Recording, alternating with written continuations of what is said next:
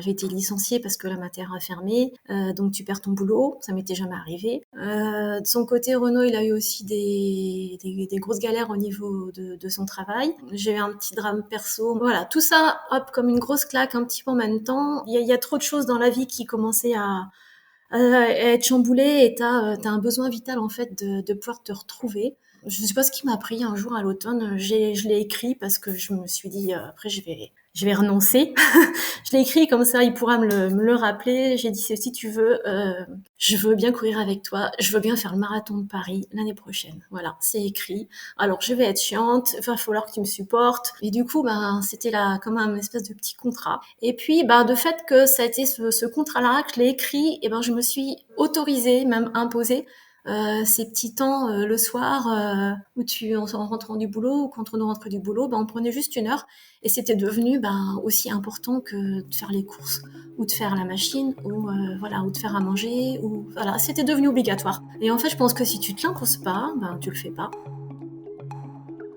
Bonjour à tous, je suis Guillaume Lalu et je suis ravi de vous retrouver dans ce nouvel épisode de Course Épique. Course Épique, c'est le podcast Running et Trail qui vous fait vivre dans chaque épisode une histoire de course hors du commun. Athlète émérite, coureur confirmé ou anonyme passionné, quand la légende d'une course et la destinée d'un coureur se rencontrent, c'est dans Course Épique qu'elle se raconte. Course Épique, c'est un nouvel épisode chaque mercredi, mais c'est également chaque lundi matin un extrait de l'épisode à venir pour bien démarrer la semaine ensemble. Nous avons donc rendez-vous 2 fois par semaine. Et si vous souhaitez suivre notre actualité au jour le jour et découvrir les coulisses du podcast, je vous donne rendez-vous sur notre compte Instagram courseepique.podcast. J'ai le plaisir de recevoir dans cet épisode une coureuse amatrice, Amy Gelé. Amy a une histoire tout à fait singulière avec la course à pied, susceptible d'inspirer, je l'espère, nombre d'auditeurs de Course Épique. Amy a connu une vie de famille et professionnelle accomplie pendant près de 20 ans entre ses occupations de mère de famille nombreuse, son métier de sage-femme, le conservatoire de musique et les concerts dans un orchestre philharmonique. Amy ne s'était alors jamais vraiment accordé la possibilité de pratiquer du sport et notamment la course à pied. À l'approche de la quarantaine, Amy a été confrontée avec son mari Renaud à une période difficile qui a mis leur couple à l'épreuve. Des problèmes de santé pour elle, un deuil douloureux, des difficultés professionnelles pour tous les deux. Amy a alors eu besoin de retrouver confiance et de s'accorder du temps pour elle. Elle a ainsi chaussé les baskets un jour de 2014 et décidé d'accompagner Renaud sur l'un de ses entraînements de course à pied. Le départ d'une aventure insoupçonnée et insoupçonnable qui mènera rapidement Amy sur des distances de plus en plus longues et des performances très vite remarquables, comme l'illustre notamment les 100 km de Millau dont elle va nous parler plus particulièrement aujourd'hui, son titre de vice-championne de France de marathon en 2016, ou encore sa place de première française au marathon de Berlin en 2019 en 2h57, à l'âge de 45 ans. Vous allez l'entendre, cet épisode est chargé d'émotions et un sacré condensé d'inspiration. Mais je ne vous en dis pas plus. Amy va vous raconter tout ça bien mieux que moi. Bienvenue dans notre nouvel épisode de Course Épique. Nouveau cap. Bonjour Amy et bienvenue dans ce nouvel épisode de Course Épique. Je suis ravi d'échanger avec toi aujourd'hui, même ce soir, pour tout dévoiler des conditions d'enregistrement de notre épisode d'aujourd'hui. Comment ça va ? Enchantée Guillaume. Bonjour aussi, je suis ravie et flattée que tu m'aies contactée. Ça va très bien. Tant mieux. On enregistre cet épisode le 18 janvier qui marque malheureusement les 2 ans de la disparition de Jean-Pierre Bacry, qui était auteur de multiples bons mots et qui a notamment livré une citation que je trouve intéressante et que je voulais partager avec toi, qui est la suivante. Il cite un homme politique qui a dit « Je suis optimiste parce que le pessimisme, ça ne sert à rien ». Et il dit que c'est vrai, anticiper le malheur, c'est le vivre éventuellement 2 fois. C'est une attitude qui n'est pas très productive. Est-ce que c'est un point de vue que toi tu pourrais rejoindre ? J'ai le sentiment que tu as une personnalité riche d'optimisme et que c'est une des composantes de ta personnalité. Est-ce que en ça, tu rejoins le regretté Jean-Pierre Bacry ? C'est clair, t'as vu juste. Alors Jean-Pierre Bacry, je l'aime bien en plus. Mais effectivement, l'optimisme, c'est la vie. Hein. Franchement, moi, c'est ton moteur. C'est vraiment l'optimisme dicte pas mal de mes positions, de mes décisions, instinctivement même. Tu verras après dans le parcours de vie haute, quand tu connais des coups durs ou ça te permet de rebondir. C'est un petit truc qui est... Moi, je l'ai accroché en moi, franchement. Voilà. Depuis toujours ? Même tu les l'as journées développé ? difficiles. Depuis petite. Hein. Je me trouvais bizarre parce que j'étais comme ça même. Donc, ouais, non, depuis toujours. Franchement, rester positif. Tu souris, tu pars jamais fâché le matin quand tu quittes quelqu'un. Voilà, ça je l'ai réappris plus tard aussi, mais oui, faut rester. Il a vachement raison. Faut rester optimiste et positif quoi qu'il en soit, même dans le pire, c'est ce qui te permet de rebondir et de repartir, même en courant d'ailleurs. Mais, Idéalement, c'est l'idéal. Enfin, idéalement. vous êtes raccord avec Jean-Pierre en tout cas. Amy, avant qu'on s'intéresse plus particulièrement à ta pratique sportive, à ton parcours de vie, est-ce que tu pourrais en quelques mots te présenter à nos auditeurs dans les grandes lignes, très grandes lignes? Oui, bien sûr. Donc, Amy, j'ai 48 ans déjà. Je suis née... Seulement. Ouais, déjà seulement, comme tu veux. Je suis née... Oui, pour être optimiste seulement. Je suis née au Canada. J'ai vécu 13 mois. On est revenu vite en France. Donc, je suis d'une famille qui est complètement canadienne. J'ai grandi en France, donc d'un papa chercheur en maths, une maman qui était instite, mais qui nous a élevés. On est 5 enfants, on est 5 frères et sœurs, donc qui nous a élevés. Voilà, j'étais pas du tout dans une famille sportive. Moi, j'ai grandi dans une ambiance très familiale, très soudée. J'ai fait de la musique. Voilà, j'ai aujourd'hui 4 enfants. J'habite pas loin de Paris, dans la belle région de Fontainebleau. Le Voilà, en gros. paradis du trailer, Ouais, en tout cas francilien. c'est ça. On a vraiment de la chance. Amy, tu l'as dit très brièvement, mais ton enfance, elle était plus marquée par la musique en tout cas que par le sport. S'il y avait un marqueur à placer sur ta passion du moment, est-ce que tu peux nous raconter ton intérêt pour la musique et puis voilà ce qu'était aussi le sport et la place que tenait ou ne tenait pas le sport dans tes plus jeunes années? Oui, alors la place que ne tenait pas plutôt parce que moi j'étais tout sauf dans une vie de sportif. C'était même très très loin des préoccupations de ma famille élargie. Comme je t'ai dit, papa il était chercheur en maths à la fac, il était musicien, il faisait de la flûte. Et puis nous, moi je suis donc l'aînée de 4 sœurs, on est 4 filles en 4 ans et j'ai un petit frère plus tard et on a toutes fait de la musique. Enfin tôt, relativement tôt, oui, primaire, collège, lycée, ça a été vraiment moi mon curseur de vie. Et bien sûr l'école parce qu'il fallait bien travailler à l'école. Voilà, t'as un papa prof de maths et une maman qui a été enseignante au Canada. Pas le Voilà, choix. l'école c'était hyper important. Donc oui, mon enfance elle a été surtout tournée, une enfance super agréable dans une famille qui a créé des liens. En fait, on est très unis parce que quand tu quittes un pays, quand tu quittes le Canada où on avait tout le monde, mes oncles et tantes. Voilà, mes parents étaient un peu expatriés en France. Ça resserre un petit peu les liens entre nous, surtout qu'on est 4 filles en 4 ans, donc c'était vraiment les 4 sœurs, donc dans une ambiance familiale heureuse et puis sereine. Donc voilà, moi j'ai grandi surtout, je te dis, on a fait de la musique assez tôt. Moi perso, c'était le violon. J'ai une petite sœur qui faisait du piano, une autre qui a fait du violoncelle, mon frère qui a fait de la trompette. On était plutôt près de De quoi l'orchestre faire un orchestre que de philharmonique à la vous toutes, ouais. À vous tous. que de l'équipe de foot. Donc ça a pris beaucoup beaucoup de temps. J'ai très vite été au conservatoire de Tours où j'avais un très bon niveau. J'ai terminé le conservatoire, j'ai eu mon diplôme de fin d'études en fait au lycée. Et pour te dire, en exemple, au lycée, je pense, j'allais tous les soirs au conservatoire après les cours. Parfois, je rentrais, j'avais 4 heures de solfège par semaine, de la musique de chambre, de l'orchestre, les cours de musique. Donc, j'y passais au moins une dizaine d'heures de cours par semaine, plus la pratique, plus le lycée. J'habitais pas dans la ville de mon lycée, je prenais le train le matin, le train le soir, toujours avec mon violon sur le dos. Enfin, il était greffé sur mon dos. Voilà, c'était mon univers. Tu as fait quelques tentatives de sport par la force des choses, notamment dans les crosses de collège. Est-ce que tu sentais, même si c'était un univers dont tu te sentais un peu loin, que tu avais quelques facilités pour ça ou quelques prédispositions éventuelles? Ouais, c'est peut-être un des seuls sports. Enfin, j'aimais bien le sport, aller prendre l'air. Ça me sortait justement de toute l'ambiance un petit peu studieuse que j'ai connue petite. Mais ouais, je me souviens des petites séances de sprint qu'on a pu avoir dans le peu de courses à pied que j'ai fait au collège. J'adorais ça en fait. Je démarrais et je partais. J'ai gagné une fois. Enfin, les autres s'étaient trompés de parcours, c'est un peu pour ça que j'ai gagné. Mais voilà, j'adorais On partir à dévoile fond. pas les secrets. J'adorais un peu les petits défis. Voilà, je suis très joueuse en fait, donc tu me lâcheras pas dans un casino, c'est dangereux. Donc ouais, même pas cap, tu vois, ça marchait tout de suite. Donc il fallait partir en sprint, aller rallier une ligne. Ouais, je partais à fond et ça j'aimais bien. Et ça Et marche alors encore du aujourd'hui, coup, le même pas cap, le côté ouais, joueur. ouais. Ça n'a pas changé. Tu nous Oui, auras oui, oui, l'occasion de nous le dire un peu plus je tard. suis tout à fait là-dedans. Et ouais, le caractère change pas, hein, même 48 ans plus tard. Oui, donc du coup les crosses, t'es obligé quand tu es au collège de faire les crosses du collège. Donc j'ai fait avec le collège, mais la première étape, tu sais, t'as le course du collège, après le départemental, et puis etc. Alors je m'entraînais pas du tout. J'arrivais dans les filles qui étaient qualifiées. Donc bon, j'arrivais au bout de ma vie parce que Au j'étais pas talent. entraînée. Voilà, au bout de ma vie, j'ai dit c'est un cauchemar ce truc, mais du coup je me qualifiais et je disais en rentrant à maman, je dis maman, je suis qualifiée mercredi prochain pour les départementaux.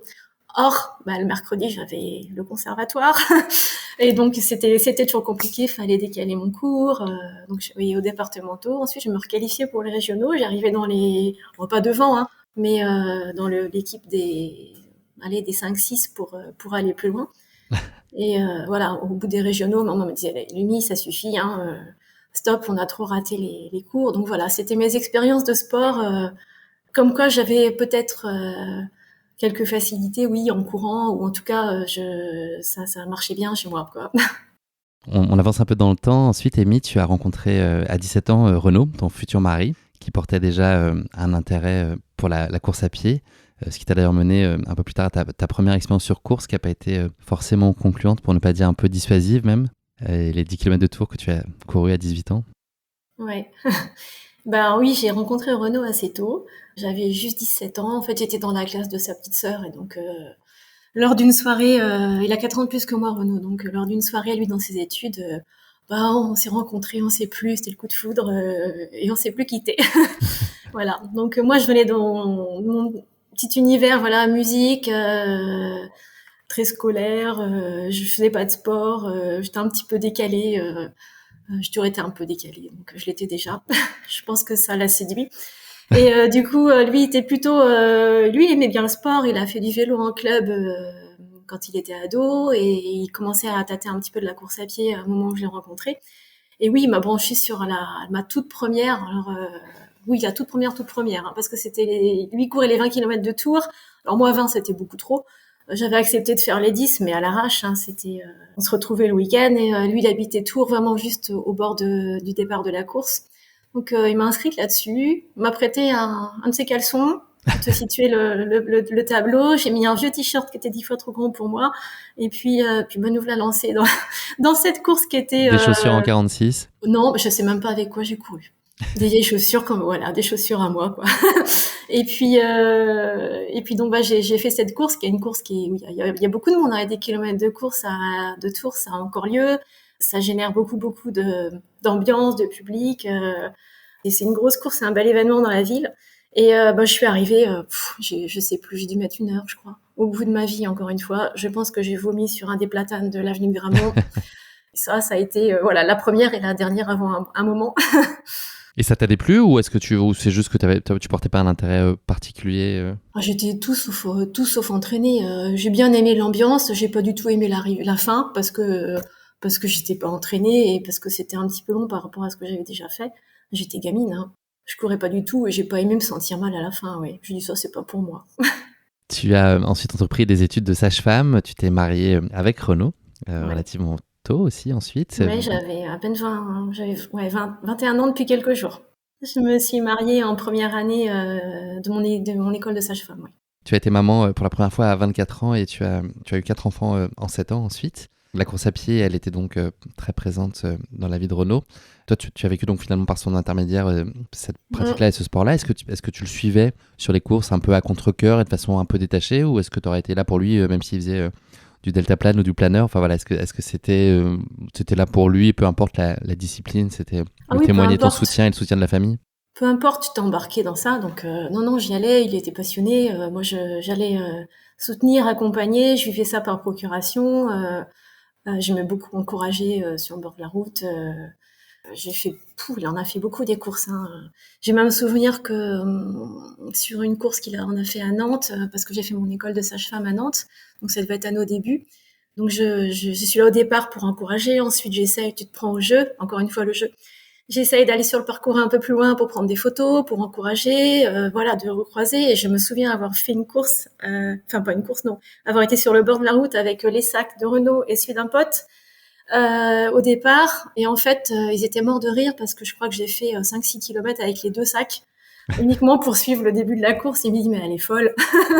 Voilà. À 15 elle porte km/h. les sacs et elle va aussi vite que... Non, pas à 15 à l'heure, mais non, Mais voilà, ouais, j'aimais bien le suivre, l'accompagner, l'encourager. Alors au début toute seule, et puis après, oui, j'ai été maman assez vite. Ben, je pense, une fibre maternelle un peu développée parce que tu vois, ma maman est issue d'une famille de 13 frères et sœurs au Canada.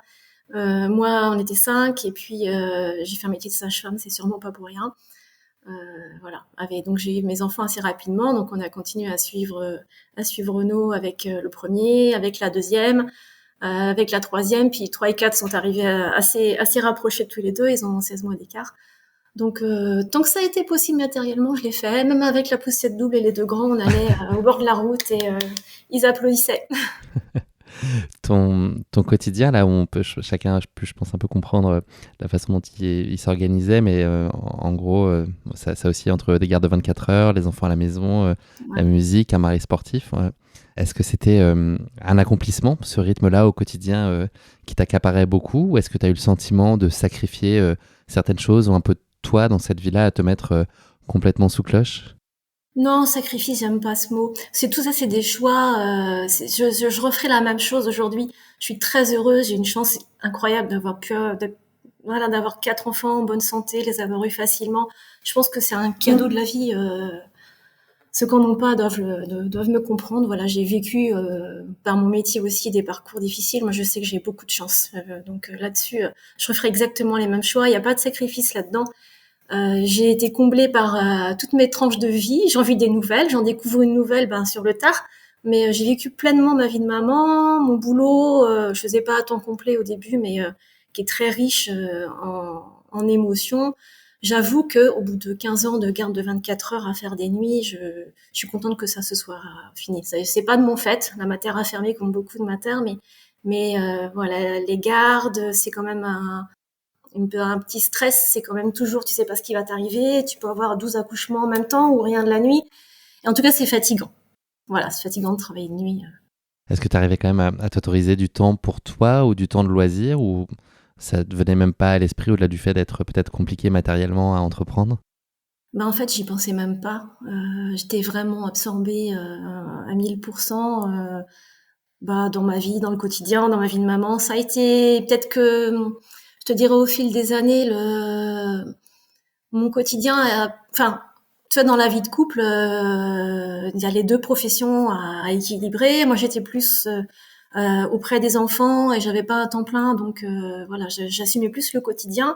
J'ai un mari qui avait un poste qui l'a amené à être très pris et de plus en plus pris, voilà, au fil des années. Et c'est vrai que là, par contre, peut-être que tu as une charge en tant que maman qui devient peut-être lourde en fait au niveau d'assumer le quotidien, les enfants qui grandissent, et peut-être à certains moments, ouais, je reproche pas, hein, mais l'absence par le boulot qui prend beaucoup de place, voilà, dans le couple. Proche de la quarantaine, ta vie a été bouleversée sur pas mal de plans professionnels et personnels. Est-ce que la projection dans le sport, ça a été pour toi une façon d'avancer, de créer un nouvel élan, d'aussi partager des choses avec Renaud et vous aider aussi à vous retrouver alors que l'environnement tanguait pas mal? Je me suis projetée bien malgré moi, en fait. Ça a été, ouais, j'ai eu comme je t'ai dit tout à l'heure, là, j'ai été licenciée parce que la mater a fermé. Donc tu perds ton boulot, ça m'était jamais arrivé. Tu te retrouves bien malgré toi, alors que j'avais pris des congés parentaux, hein, j'aime profiter de mon temps, mais là quand c'est pas choisi, c'est subi, ça déboussole un petit peu. De son côté, Renaud, il a eu aussi des grosses galères au niveau de son travail, qui lui ont pris beaucoup de temps. J'ai eu un petit drame perso, moi j'ai ma petite sœur qui est décédée, on a 13 mois d'écart. Donc elle avait juste 40 ans. Voilà, tout ça, hop, comme une grosse claque, un petit peu en même temps. On a eu besoin, l'un comme l'autre, tu vois, voilà, il y a trop de choses dans la vie qui commençaient à être chamboulées et t'as un besoin vital en fait de pouvoir te retrouver. Et je sais pas ce qui m'a pris un jour à l'automne. Je l'ai écrit parce que je me suis dit après je vais renoncer. Je l'ai écrit comme ça, il pourra me le rappeler. J'ai dit si tu veux, parce que Renaud avait envie que je cours un petit peu ou qu'on. Alors pour être tout à fait honnête, j'avais fait une ou deux fois la Parisienne avec deux copines. Ça a un petit peu commencé réellement comme ça, mais bon, c'était 5-6 kilomètres, c'était pour les accompagner. Et il m'avait dit, viens courir avec moi. Du coup, j'ai dit, ok. Alors, je l'ai écrit, je lui ai fait un petit mail. Je dis comme ça, tu pourras me le remettre sous le nez. Je veux bien courir avec toi. Je veux bien faire le marathon de Paris l'année prochaine. Voilà, c'est écrit. Alors, je vais être chiante. Il va falloir que tu me supportes. Et du coup, c'était là comme un espèce de petit contrat. Je me suis dit, comme tu t'es lancé un défi, t'es cap, t'es pas cap. Voilà. Vas-y. Et c'était parti en fait. Il a dit bon alors c'est parti. Lui il avait beaucoup de, il savait comment on s'entraînait. Hein, il courait depuis super longtemps. Il avait été un petit peu en club. Donc ça a été ma chance aussi, c'est qu'il m'a apporté beaucoup de ses connaissances en termes de course à pied et d'entraînement. Donc je me suis complètement laissée porter. Et puis de fait que ça a été ce contrat-là que je l'ai écrit, et je me suis autorisée, même imposée, ces petits temps le soir. Où en rentrant du boulot ou quand on rentre du boulot, on prenait juste 1 heure et c'était devenu aussi important que de faire les courses ou de faire la machine ou ou de faire à manger ou voilà, c'était devenu obligatoire. Et en fait, je pense que si tu te l'imposes pas, tu le fais pas. Voilà, ça a démarré comme ça et ça c'était fin 2013, début 2014. Donc c'était le premier moment où tu t'autorisais un peu de temps pour toi et... Ouais, et après c'est devenu vraiment un moment où on avait 1 heure, on se vidait la tête. Renaud est super bavard, donc on papote pendant 1 heure. Et puis, c'était notre petit rituel. Et c'était aussi une période où les enfants avaient grandi, c'était au collège, tu pouvais se garder tout seul. Voir, ça leur faisait plaisir. Donc, donc voilà, c'est une parenthèse qui a convenu à tout le monde, puis c'est rentré dans nos habitudes. Alors au début, pas aussi souvent qu'aujourd'hui, mais ne serait-ce que 3-4 fois par semaine. Ça, là, avec un peu de recul, on se dit que ça a été presque salvateur. Ça nous a permis de nous retrouver, nous recentrer. Effectivement, c'est une soupape, quoi. Tu respires. Tu as eu très vite envie de te projeter sur des projets sportifs ambitieux. On l'a entendu, tu as prononcé le mot marathon assez rapidement alors que tu démarrais ou tu redémarrais la course à pied seulement. Est-ce que tu mesurais l'ampleur de la tâche? Un marathon, voilà, faut jamais minorer ce que ça peut être. Est-ce que c'était justement ça, la motivation? Est-ce que le fait aussi, ce que tu expliquais, de savoir que tu avais Renaud à portée de main et à portée d'expertise, finalement, c'était très rassurant pour toi, pour t'aider à t'accompagner dans des défis dont toi, tu avais envie nécessairement qui te challenge aussi un peu? Ouais, faut que ça me challenge. Ça, 5 c'est sûr. questions en une. Faut que ça me challenge. Un marathon, parce que tant qu'à faire, voilà, pourquoi pas. Pourquoi pas. Forcément, si je pourrais, voilà, je me disais, pourquoi tu en serais pas capable? Et puis peu importe, moi c'était juste de le faire. Je savais pas du tout si j'allais partir pour m'embarquer pour 5 heures, pour 6 heures, si j'allais marcher. Mais voilà, j'avais dit que je m'engageais à le faire, donc je me laissais guider et ça c'était l'objectif. Donc effectivement c'était complètement fou parce que n'ayant jamais, je courais pas quoi. J'avais rien fait. J'avais fait 1 fois la Parisienne avec des copines, mais c'est rien du tout. Et donc on s'est mis C'est un là-dedans. début. Et ouais, c'était le début. Puis c'était le contrat, comme si c'était sur le papier. Donc janvier 2014, on a dit allez, on va programmer quelques petites courses. On m'a offert même ma première licence au club. Il avait un bon copain, Thierry, que je remercie du coup parce que quand t'as une licence Tu lui dois après, une fière chandelle là, je pense. Ouais. C'était ouais, une autre voilà, forme il de se contrat pour toi reconnaîtra. aussi, probablement. Qui me l'a offert. Et puis, on s'est inscrit à un 10 km en janvier. Puis, on avait programmé le semi de Paris. Et puis, le marathon. Donc, voilà, ce 10 km, je l'ai fait. C'était à Paris, c'est les 10 km du 14e. Pas si moche parce que j'ai fait 46, je crois. Donc, pour une toute première course, ils étaient déjà impressionnés et je m'étais qualifiée en fait aux France de 10 km juste avec cette course-là, tu vois. Donc voilà, c'était. Quelle insolence. Oui, je suis arrivée morte encore une fois, mais voilà, c'était le début là. Je suis qu'une amatrice, hein, quelle insolence. On est tous le champion de quelqu'un, Bien mais sûr. voilà, il y a infiniment meilleur que moi, et c'était par contre une bonne surprise pour ce que j'étais à l'époque. Donc voilà, on continue de s'entraîner. J'ai fait le semi de Paris un petit peu après, en mars, en 1:37. Je crois que j'ai eu des crampes à la fin. J'étais tellement naze sur la ligne d'arrivée que je crois que je me suis retournée et je pensais que c'était Renaud, c'était pas Renaud. Je me suis jetée dans les bras d'un autre, bon, qui s'en souvient encore.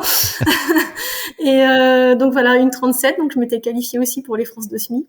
Et ça, c'était de bon augure, mais on savait pas du tout comment ça allait tenir au-delà du semi-marathon. Voilà, c'est toujours un autre monde au-delà du 30e. On connaît tous l'expression du mur, voilà, comment tu tiens dans le long. Et bon, on s'est dit 4 heures, ça sera beau, si tout va bien. Voilà. Et bon, Si tu te tout claques a pas pas 3 été semaines avant, bien, par c'est exemple. ça, tout a pas été bien. Parce que je me suis acheté des petites chaussures pour faire de la piste pour essayer. Et puis, j'étais pas assez entraînée ou pas assez chauffée, je ne sais pas. Je me suis claquée. Voilà. L'ischio, impossible ça devait être en mars, donc tu vois, 3 semaines, un mois avant le marathon de Paris. Le vrai claquage, là, le truc qui se contracte, qui fait très mal, impossible de mettre la jambe par terre. J'ai eu des béquilles pendant une semaine. Voilà, donc c'était mal engagé. Donc j'ai laissé filer 15 jours tranquillement. Et puis je me suis dit fin Ça t'a mars. inquiété? Est-ce que tu étais sereine dans la mesure où c'était un premier? Est-ce que cet imprévu, ça a pu amplifier une éventuelle crainte? Heureusement que c'était un premier. Et du coup, je me suis dit ça va bien, ça va bien. Je suis assez positive moi. Je suis pas très bobo. Ouais, donc je suis un peu optimiste comme on a dit au début. Et puis je dis on verra bien. Et je me suis dit si jamais je peux faire un petit footing le samedi d'avant, me poser. Je fais des petits pas, hein, j'ai des petits pas je suis pas une grande sprinteuse, je fais des petits pas de fille qui fait du long. En fait, je le savais pas encore, mais j'étais faite pour ça. Et en faisant mes petits pas, je suis arrivée à faire mon footing. J'ai même fait un petit 10 km qui était dans le coin avant, la course des jonquilles. Et je dis, bon, allez, j'ai réussi à faire ça. Donc, la semaine prochaine, je dois réussir à courir. Voilà, c'était l'enjeu. Et quand on est allé au salon du running retirer notre dossard, j'ai quand même demandé à un monsieur qui tenait un stand, c'était un kiné, il tenait un stand de bande de tape. Je me suis dit que ça serait pas mal de mettre ça sur ma cuisse pour le marathon. Donc, je lui ai expliqué mon cas et il m'a dit, mais vous allez courir dimanche? Et là, j'ai dit oui. Et je pense que dans ses yeux, il m'a pris pour une folle, mais voilà. Donc, je suis partie sur la ligne, voilà, sur le départ du marathon de Paris, sur la ligne de départ le dimanche matin. Mais alors, pas fière du tout. J'avais quand même là les pétoches parce que entre ce que tu mets sur le papier ou ce que tu dis oui, je vais le faire, et puis là, attends, en fait, sur la ligne de départ, il y a un monde de fous. Ça y est, et tu dis, dans quoi je me suis engagée. Voilà, j'étais pas fière. Mais à l'arrivée, tu l'étais, en tout cas. Ouais, et 3h32 du plus coup, tard. ouais, c'est ça. Alors, c'est là que je pense que c'est peut-être la plus grosse surprise. C'est que, faut te dire dans quelles conditions j'ai pris le départ, du coup, avec ça, avec ma cuisse qui était pas encore bien remise, ma bande que j'avais mis, comme on m'avait un petit peu expliqué. J'avais pas de montre, j'avais pas de ravito. Renaud m'avait dit, je reste avec toi, donc je te dirai un petit peu les chronos ou les allures. Et puis t'inquiète pas, je porte tout. Voilà. Donc, on est parti. Petite mention pour les courses féminines, voilà, compliqué de faire pipi au départ d'une course pour une femme. Donc voilà, je fais ma petite pause même, allez, dans Paris, on ne dira pas, mais derrière un poteau. Voilà, on fait tout le début, tu montes vers Vincennes. Là, ça me tire un peu la cuisse quand même au début, mais voilà, ça passe. On redescend sur les quais, la descente fait un petit peu de bien. On arrive rapidement le SMI vers le 30e, et puis là le 30e, tu sais, t'as les petits passages un petit peu sous les tunnels. Il y a la L'horreur. montée, ouais, voilà, ils font un petit peu mal, mais j'allais pas mal. Et puis là, un peu vers les tunnels, Renaud me dit, c'est la grosse surprise quand même. Écoute, je suis pas super bien. Je pense qu'en fait, il s'était pas ravitaillé. Il avait un peu sous-estimé peut-être notre petite allure. Puis je sais pas s'il avait un petit coup de moins bien, une hypo. Il m'a dit, je suis pas bien en fait, mais t'as l'air d'aller.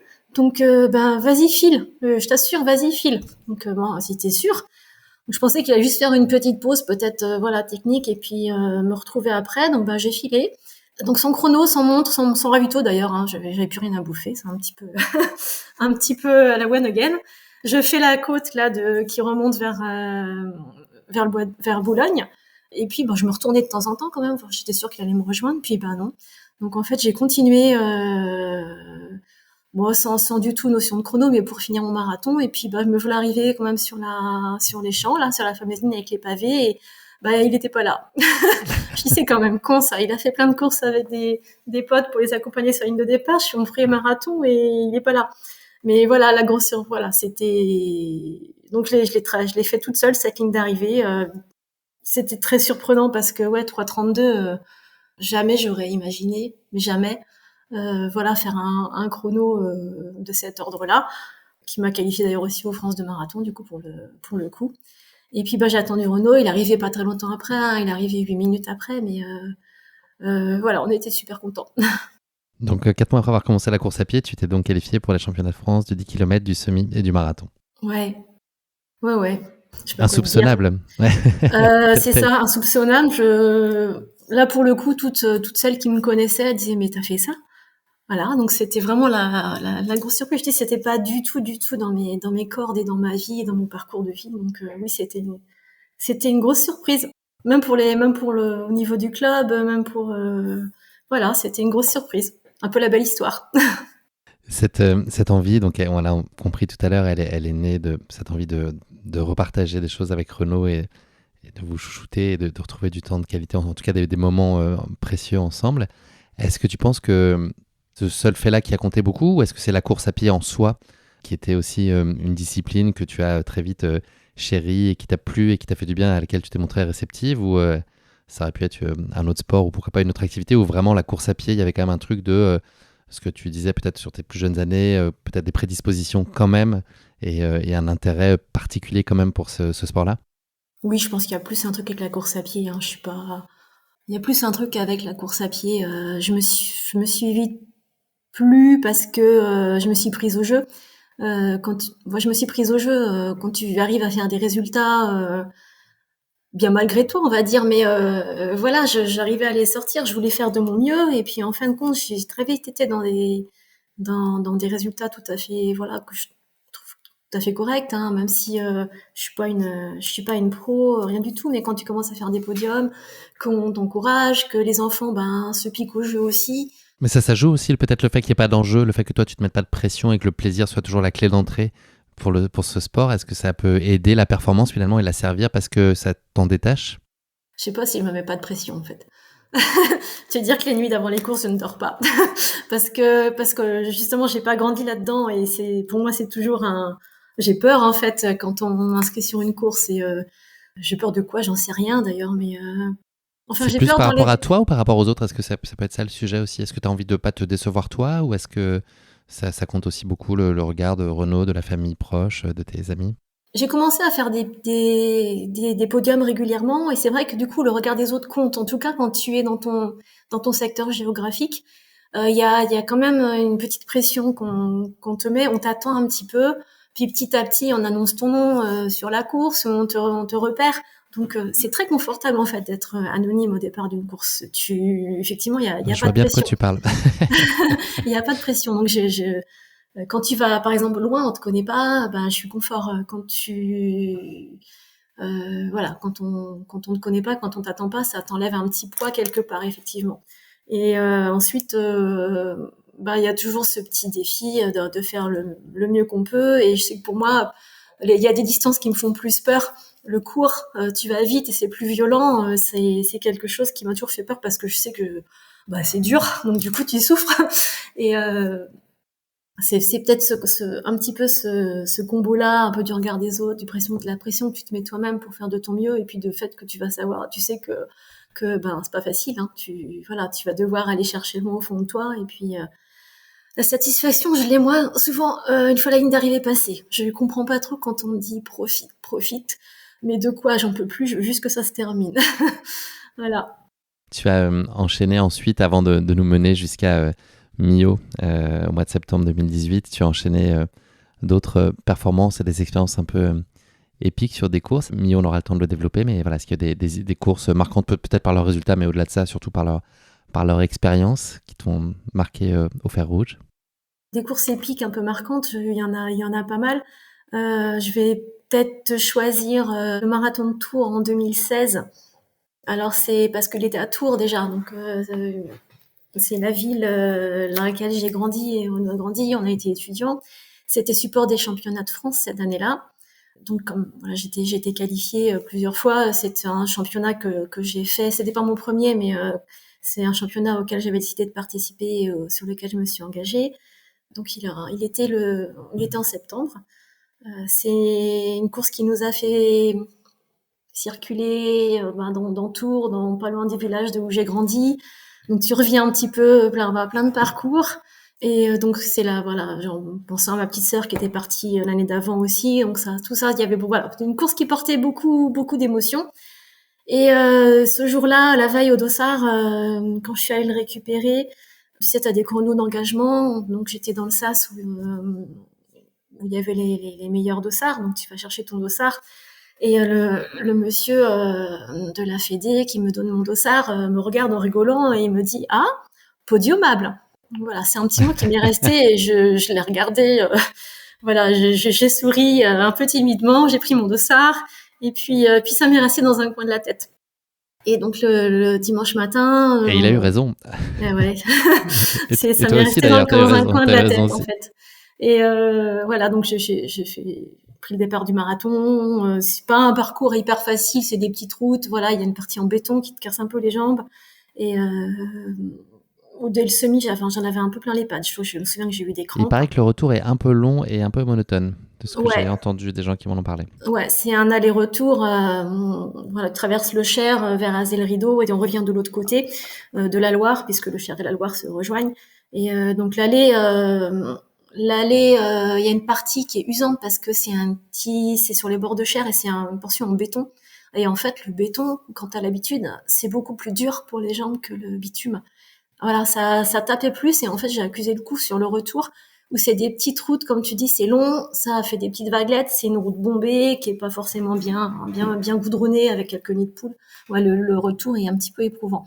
Donc j'ai crampé un peu au retour et en fait, j'ai vu des gens quelques coureuses élites qui avaient abandonné, qui s'étaient pas présentées et la moto qui était pas loin, donc podiumable, voilà, dans un coin de la tête. Bon signe, la moto qui commence à arriver. Podiumable.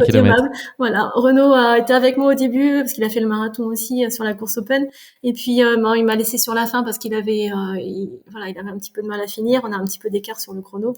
Et il m'a dit, vas-y, c'est ta chance. Donc, je me suis accrochée et puis, revenir avec, j'ai fait deuxième finalement dans ma catégorie. Donc, tu monter sur un podium de championnat de France, c'est pas rien dans la vie d'un coureur amateur. Et c'est un moment assez fort. Voilà, une des courses marquantes, comme tu dis. Merci beaucoup, Amy. On va passer désormais à notre rubrique, le questionnaire de Proust. J'ai 3 questions à te poser. La première d'entre elles, est-ce que tu peux nous parler du moment qui a changé ta vie pour toujours? Ou en tout cas, il y en a eu probablement beaucoup, mais un que tu as envie de partager là plus particulièrement. Je peux être très originale. Je vais te dire... Les enfants. Non. Ah non, okay. C'est souvent ça. Avant les enfants. Je vais dire quand j'ai rencontré Renaud, parce que t'as pas d'enfants si t'as pas le papa de tes enfants. C'est vrai. Hein. Ça aide. Voilà, et ça fait quand même... j'avais que 17 ans, donc ça fait 31 ans qu'on est ensemble. Donc c'est une grosse partie... c'est plus que ce que j'ai jamais vécu avant sans lui. Donc oui, c'est un changement de vie... c'est le plus grand changement de vie que je pourrais te citer. Sans dévoiler l'envers de cet enregistrement, je vous ai même surpris à vous demander un bisou avant le début de l'enregistrement. Ouais, voilà. Ça me rassure. Tu vois. Deuxième question, Amy, pour toi, le talent que tu aimerais le plus avoir? Je vais te répondre avec humour là-dessus. C'est pas forcément un talent, mais voilà, j'aimerais bien avoir plus de cheveux. J'aimerais bien avoir le sens de l'orientation. Ça m'éviterait de me perdre sur les trails ou de retrouver les toilettes. Hein. Enfin voilà, je suis une fille là-dessus. Hein, donc voilà, c'est mettre la carte dans le bon sens. Voilà, le sens de l'orientation et puis quoi d'autre, savoir faire d'autres sports que de courir. J'ai essayé de faire un tennis une fois et je me suis cassé une dent. Une dent? Ah oui, d'accord. Raquette dans la dent? Non, je suis tombée par terre. D'accord. Voilà. J'ai essayé de choper la balle, qui était très mal lancée d'ailleurs, et j'ai claqué, j'ai embrassé le sol. Bon. On m'a pas cru aux urgences, mais si. Dernière question, l'accomplissement qui t'apporte le plus de fierté? Pour le coup, je vais te dire mes enfants. Mes accomplissements. Voilà, c'est dans la vie d'une femme, surtout que moi, je pense que c'était ancré en moi. Je voulais être maman. J'ai 4 beaux enfants, 2 garçons, 2 filles. Donc je suis très fière. Et oui, ça c'est l'accomplissement de ma vie. Merci beaucoup, Amy. On va maintenant parler de ta course épique, les 100 km de Millau. Je vais donc les présenter. Donc les 100 bornes, comme disent les intimes de l'épreuve, c'est une épreuve historique qui a été créée en 1972. Elle fait office aujourd'hui de survivante, un peu dans le monde de la course à pied sur route. Face au succès grandissant du trail et fort de son demi-siècle d'existence, elle a su résister à toutes les modes. Si la distance du 100 km elle est entrée dans les mœurs aujourd'hui des coureurs avec l'adjectif de course ultra, c'était loin d'être le cas dans les années 70 où la distance la plus longue dans la course à pied était le marathon. La genèse de cette course, c'est qu'en participant à une épreuve de 100 km qui était organisée en Suisse en 1972 avec 2500 coureurs et une ambiance incroyable, Serge Cotreau, qui était professeur de sport à Saint-Afrique, a eu l'idée d'organiser une course similaire dans sa région parce qu'il avait vu à l'arrivée les mêmes sourires sur les visages des premiers et des derniers. Et je pense que ça l'a inspiré pour créer et dupliquer finalement ce format en France. Dans l'ultra sur route, le format 100 km, il a connu le plus de succès dans les années 90, puisqu'on comptait 22 épreuves à ce moment-là en France. Elles sont moins nombreuses aujourd'hui, mais ce qui n'a visiblement pas changé, c'est l'ambiance qui règne au sein de ce format 100 km. Il y a une véritable communauté de 100 bornards qui existe et dont tu fais partie aujourd'hui, entre autres, qui aiment à se retrouver à l'occasion de ces formats-là et ces diverses épreuves dont Millau est de loin la plus courue aujourd'hui. Pour parler un peu du parcours que tu vas nous faire vivre tout à l'heure dans tes baskets, il commence par une boucle de 42 km le long du Tarn, sur laquelle se dispute en même temps un format marathon. Le profil de la course est relativement plat sur la première partie, jusqu'au village du Rosier. Passé ce village, la seconde partie s'annonce un peu plus vallonnée. Et puis ce premier marathon, une fois avalé, vous êtes de nouveau à Millau et prêt à attaquer la suite. Là, ça se corse pas mal. Il y a un joli aller-retour de 57,8 km entre Millau et Saint-Afrique, avec des jolies côtes, dont le col de Tiac qui a fait souffrir bien des coureurs en 50 ans et accessoirement bon nombre d'accompagnateurs à vélo, puisque les accompagnateurs sont autorisés aussi sur cette course. Ce qui fait qu'en règle générale, les coureurs élites mettent 15 à 25 minutes de plus que sur un 100 km plat traditionnel sur ce 100 km de Millau. Pour conclure la présentation de cette course, il y avait 1300 coureurs sur l'édition à laquelle tu as participé en 2018. Un dénivelé, alors j'ai lu 1100, 1400, enfin voilà, on est dans cet ordre-là en tout cas de dénivelé, et 19 ravitaillements sur la route. La course a été le support des championnats de France 3 fois jusqu'à aujourd'hui. C'est le passage redoutable de cet épisode, Amy. Un moment difficile, c'est la question qui pique. Okay. Je vais aller déjà droit au but. Il y avait un coureur mystérieux qui s'est inscrit il y a plusieurs années sous une fausse identité sur les 100 km de Millau. Est-ce que tu as une idée de pourquoi ? Et si c'est toi, c'est le moment de nous le révéler. Non, c'est pas moi, je sais pas. Qui ça peut être ? Qu'est-ce qui pourrait justifier qu'il fasse ça sous une fausse identité ? C'est pas, je sais pas, un coureur connu. Alors, en fait, c'était l'ancien patron du GIGN. Ah, d'accord. Donc, voilà, non, alors j'aurais jamais su. Donc tu as peut-être d'accord, donc il était. Sans savoir, il y a quel chrono alors ? Je ne sais pas, parce que son faux nom n'a pas été communiqué sur les sources que j'ai pu trouver. Oui, évidemment, ok. D'accord. Et j'ai trouvé un autre fun fact sur la course. En 75, il y a un des coureurs qui s'est aperçu au moment d'aller prendre la direction du départ, qu'il avait pris 2 fois le même pied, 2 chaussures du même pied. Oui, ça. Ouais, et donc voilà, il a fait quand même la course. Il a fait les 100 km avec, je sais pas si c'était 2 pieds droits, 2 pieds gauche. Il y a pire, parce que moi, sur le Millau que j'ai fait, il y a un coureur qui l'a fait avec des palmes. Ah, bien. Donc tu vois, là, il a battu ton coureur qui avait pris les 2 pieds de la même chaussure. Mais lui, il a choisi celui qui avait les palmes, peut-être pas le palme. Il a choisi. Bon, désolé, Amy, j'ai mis haut la barre avec cette question qui pique, qui n'était pas très simple. Ouais, bel effort, 7 sur 10.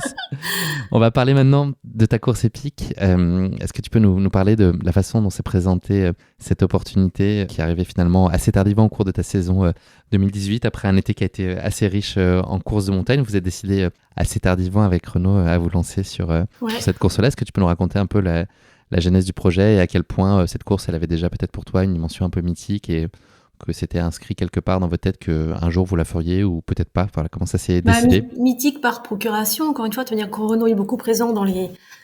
mais c'est vrai.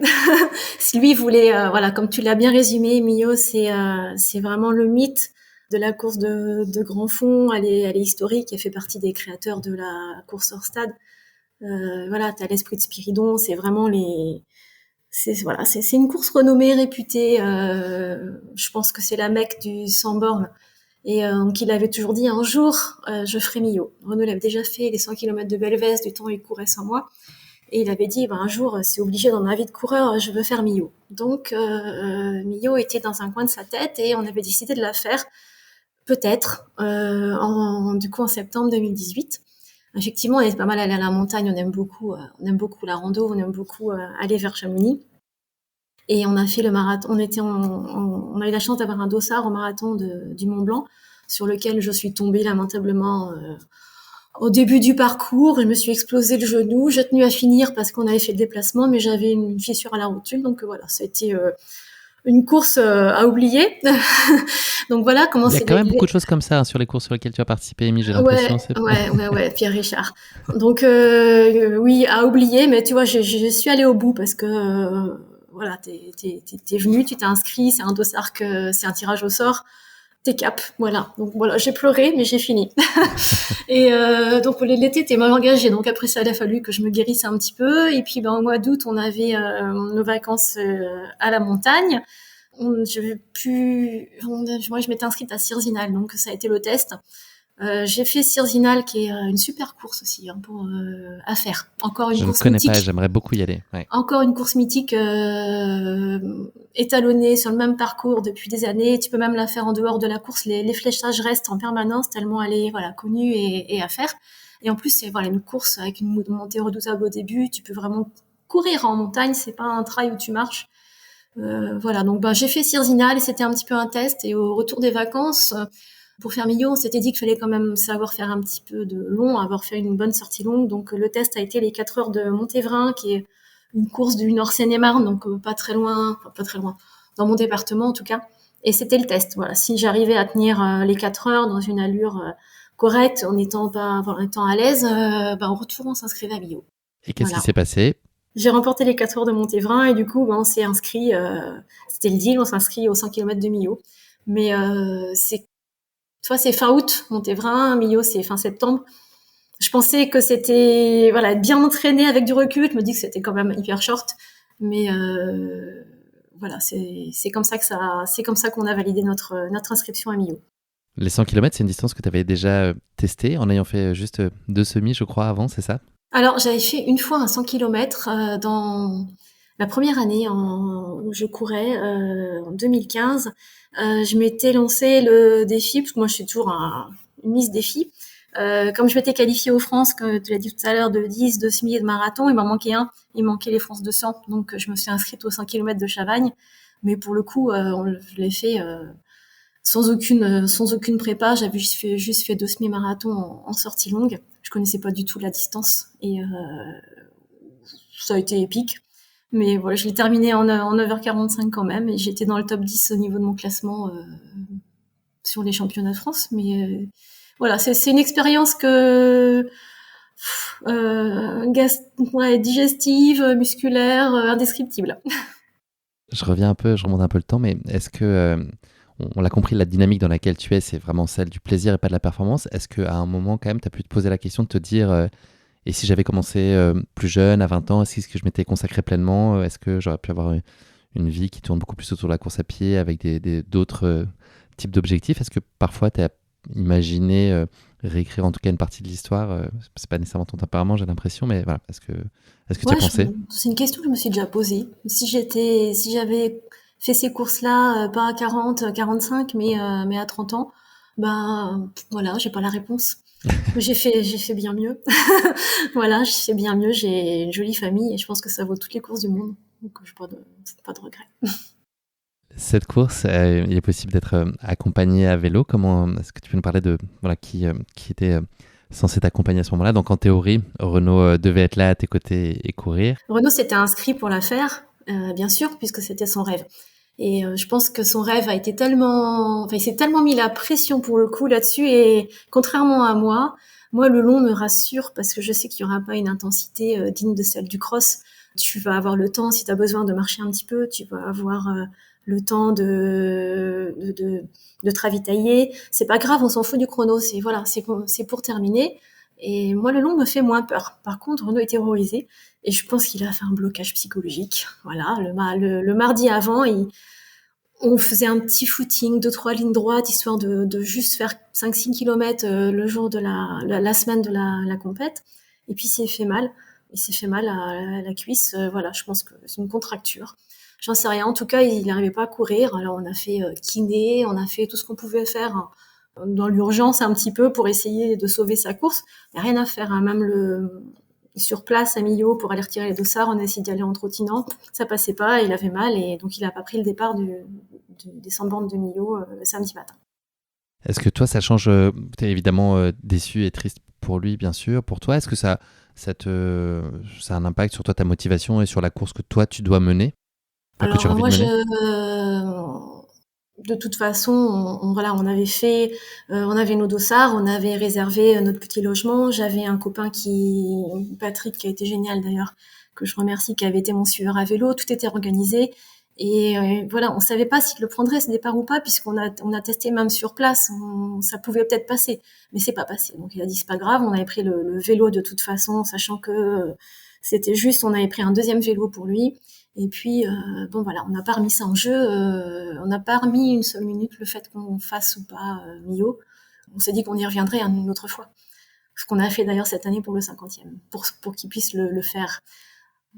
Voilà, donc c'est comme ça qu'on a pris le départ en fait. Moi pour courir, Renaud en supporter à vélo et puis Patrick, mon accompagnateur, puisque oui, sur le 100 bornes, surtout quand c'est une course un petit peu en ligne comme ça, qu'il n'y a pas de circuit, tu as besoin de manger, de boire très souvent. Et voilà, on a un Toutes les accompagnateur 10 vélo minutes, qui est autorisé. ta petite Ouais, rasade d'eau. ouais. Il fait DJ aussi, je crois, Patrick. Non. Moi, j'avais, C'est toi qui mettais ta j'avais musique. demandé de la musique. Patrick, c'est un excellent cycliste, heureusement, parce qu'effectivement, on en a vu des vélos arrêtés dans les côtes. Est-ce que tu peux nous parler des objectifs que tu avais sur la course et un corollaire à ça, est-ce que tu avais un peu miné dans la liste des partantes et puis les autres concurrentes qui étaient présentes sur ce jour-là? Est-ce que tu avais étudié la question? Oui, un peu, bah, bien sûr. Je regardais un petit peu avant, mais j'avais pas trop de noms d'athlètes élites. Voilà, j'ai épluché un petit peu la liste, j'ai fait ma curieuse, j'ai un petit peu fouiné. Et puis l'organisation fait de même parce qu'avant ils te listent un petit peu les favoris puis ils font un peu leur pronostic. Donc voilà, j'avais un peu trouvé la même fille favorite que l'organisation, c'était Sophie Patarin qui avait déjà fait un podium sur les championnats de France au 100 km, qui avait mis 9 heures, voilà, qui était favorite sur Millau. Donc voilà, j'ai checké sa photo, j'ai checké son parcours. Moi, j'avais pas les mêmes références évidemment sur le 100 bornes parce que j'ai fait que Chavagne dont je t'ai parlé dans des conditions un peu cata et sans préparation, mais j'avais quand même acquis du fond, acquis un peu d'expérience sur marathon. J'avais mon podium aux France de marathon aussi à Tours. J'avais amélioré mon chrono depuis. Voilà, je m'étais rapprochée des 3 heures. J'avais fait 3h00 cette année-là. Et donc voilà, je me dis, écoute, garde confiance, tu as des qualités sur le long. Et le matin, sur la ligne de départ, sur Millau, c'est traditionnel, tu as une petite parade qui t'amène jusqu'à la ligne de départ. Et donc sur cette parade qu'on fait un peu en procession avec la fanfare, j'ai essayé de la repérer, je me suis placée à côté d'elle. Donc, Comme moi, par hasard. Total anonyme, moi. Oui, bah ouais. Voilà, mine de rien. Et j'ai dit, je vais voir. Voilà, c'est encore une fois dans l'esprit de est-ce que tu es capable, dans l'esprit du défi. Je dis, je vais essayer de voir si je reste à côté. Est-ce que je vais vite semer, est-ce que je m'accroche. Donc je pris le départ en fait assez basse, comme juste à côté. Donc ça y est, on est le vendredi 29 septembre 2018, c'est le grand jour. Il y a un petit paramètre qui vient se mêler à la course, qui est la chaleur. Est-ce que c'est un sujet de préoccupation pour toi avant le départ? Oui, la chaleur sur le long, c'est dur à vivre parce que tu transpires beaucoup, ça peut mettre à mal tes capacités physiques. C'est problématique. À Millau, quand il fait chaud, voilà, il n'y avait pas un nuage dans le ciel, ça cognait vraiment. Et en plus, tu pars à 10 heures du matin, donc tu te prends vraiment de midi jusqu'à 16 heures les grosses chaleurs de la Tu en journée. profites bien. Ouais. À 10 heures, donc le départ est donné avec cette grande boucle à côté des rives du Tarn qui s'annonce. Tu pars à bon rythme donc avec Sophie dont tu nous as parlé, que tu gardes en visu, ainsi qu'une autre concurrente qui est en tête de course chez les femmes. C'est comment tes sensations là sur ces premiers kilomètres et avant le kilomètre 7, avant que tu puisses retrouver notamment Patrick? Ouais, les vélos nous attendent au 7e kilomètre puisque ça serait trop dense au départ. Bah écoute, moi j'ai qu'une préoccupation, c'est de me nourrir. Donc je suis partie avec un tout petit sandwich, là, les petits sandwichs Picard, pain suédois. Je sais en plus moi digestivement je suis fragile, donc je sais qu'il faut que je mange au début tant que la fatigue est pas trop là, tant que tu arrives à manger et que ton ventre est pas à l'envers. Donc si tu veux tenir, je pense à la fin, au bout de voilà 7-8 heures de course, il faut avoir pris des réserves avant. Donc en fait j'ai pris mon petit sandwich, je mangeais, je buvais. Et juste à regarder un petit peu mon allure parce que tu te crames très vite. Parce que courir vite, tout le monde sait le faire. Hein. Mais bon, après, ben, ça te brûle toutes tes forces pour la suite. Tu brûles dans tes réserves. Et voilà, je regardais un petit peu mes allures, puis j'étais bien. De la bonne gestion. Mm. Et sur la partie alimentation, donc c'est un espèce de, enfin c'est récurrent le problème que tu peux rencontrer sur ça. Tu t'as identifié qu'au-delà d'un certain nombre de kilomètres ou de distance, Moi, tu peux plus rien manger ou ça devient compliqué. je me suis habituée en fait. Je sais très bien qu'au bout de c'est mon timing ça. Au bout de 3-4 heures, régulièrement, je vomis. Voilà, ceux qui font du long savent très bien. Et j'ai appris ça d'ailleurs à Chavagne. Il y a un monsieur qui s'appelle Roland, que je pense être un Roland très connu, Roland Vulmenot, qui était sur le bord de la route et il m'a jeté, mais là pour le coup dans un état épouvantable. Je n'arrivais plus à boire, j'avais plus à rien faire, je marchais. Il m'avait dit, si tu as envie de vomir, c'est ton cerveau te signale que tu as envie de vomir. Vomis, fais-toi vomir. Donc voilà, je te passe les détails. Et en fait, une fois que le cerveau a compris que tu t'es débarrassé de ce qui te gênait, ça repart. Donc en fait, je m'inquiète pas du tout. Ça m'arrive, et puis ensuite, en fait, tu peux reboire et remanger. Donc voilà, j'avais fait un petit programme à Patrick qui regarde bien sa montre parce que lui, c'était son job de me donner une petite gorgée, un petit peu à boire toutes les 5 à 10 minutes. Tu as des mini quantités. Les mini quantités, ça passe. Les grosses, ça passe pas. Mais régulièrement, en gros. Mais Des régulièrement, apports tout le suivis. temps. Ouais. Tu prends ensuite la tête de la course au 28e kilomètre. Comment est-ce que se passe ce passage-là jusqu'au kilomètre 42 où donc un premier passage à Millau où tu vas arriver finalement quelques secondes derrière Sophie. Les sensations sont comment? Oui, en fait, on est au coude à coude, en fait. Tu dis la tête, mais je pense que ça dépend comment on a passé comment la puce s'est passée. Voilà, c'était un coup elle, un coup moi. La personne qui était partie devant, elle était partie, je pense, voilà, c'était juste pour se faire plaisir au début. On avait repéré qu'elle était trop en force pour tenir. Donc on était au touche-touche, moi dans mes allures, commençait à faire bien chaud quand même quand on est arrivé à Millau. Alors ce marathon, il est plat entre guillemets, en fait pas tant que ça, hein. T'as quand même, c'est des bonnes, il y a quand même des montées et des descentes, il est usant. Je sais parce que je l'ai refait cette année sur le 50e pour juste le marathon et je me souvenais pas qu'il était aussi vallonné. Voilà, donc en fait, on arrive au milieu, ouais, à Millau, au coude à coude avec Sophie, elle quelques secondes devant, on est ressortis ensemble du ravito. Là, c'est aussi le moment où démarre une autre course. Est-ce que Mm. tu appréhendes aussi ce qui se dessine devant toi et notamment ce terrain qui est un peu comme toi, joueur? En fait, ouais, comme tu dis, ça, c'est vraiment la course qui démarre. Il faut pas arriver au marathon fatigué. Ça démarre là. Ça démarre là. Alors, c'est un profil de course qui change complètement. Ben, comme tu l'as décrit, c'est là pour le coup les grosses difficultés avec la montée au viaduc, la redescente, et c'est que des montées et des descentes qui durent plusieurs kilomètres. C'est pas des petits coups de cul quoi, entre guillemets. Les montées font mal, mais les descentes sont réputées compliquées à gérer aussi. Et puis ensuite, tu as la fameuse montée sur Tiergue aussi, qui est encore pire au niveau dénivelé, et la descente qui fait bien 7 kilomètres vers Sainte-Afrique, qui Un est beau d'ailleurs le programme. lieu de naissance de Stéphane Diagana, si j'ai bien suivi. Exactement, mon invité de l'épisode précédent, l'épisode est Ouais, sorti aujourd'hui. ouais. Tu vas connaître un petit coup de moins bien ensuite dans la montée du viaduc avec Sophie qui va un peu prendre le large. Ouais. Est-ce que tu en fais ton parti? Enfin, tu vois, est-ce que tu es là aussi en bonne Ou, gestion et tu restes très sage? oui, puisque je m'étais dit au début, t'essayes de suivre, voilà, t'essayes de rester dans sa foulée. Et là, là, ça a été un peu moins facile pour moi. J'avais en ravito, j'ai appris un peu, hein, mais j'avais pris des gels trop sucrés et puis c'était au niveau de mon timing, la mauvaise période au niveau digestif. Donc j'ai subi un petit peu. J'ai eu mon traditionnel mal de cœur. Donc je me suis fait un petit peu distancer dans la montée vers le viaduc et surtout dans la descente après.